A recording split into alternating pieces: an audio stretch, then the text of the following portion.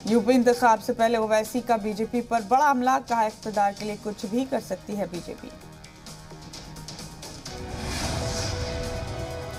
ओवैसी ने कहा, इंतखाब में मुफ्त शराब बांटकर जीतना चाहती है बीजेपी। केरल में बीफ बांटने का वादा करती है बीजेपी।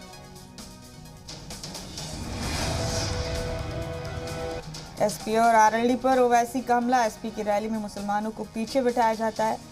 एसपी के मुस्लिम कारकुनान मेरे पास आ जाए, मैं मुसलमानों को पूरा एहतराम दूंगा, हक दूंगा।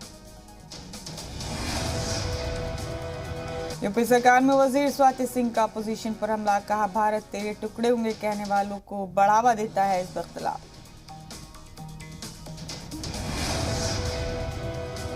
बीजेपी किसान मोर्चा का समाजवादी पार्टी पर जोरदार हमला, कौमी सदर राजकुमार चाहर ने समाजवादी पार्टी को बदउनवानी को पैदा करने वाली बताया।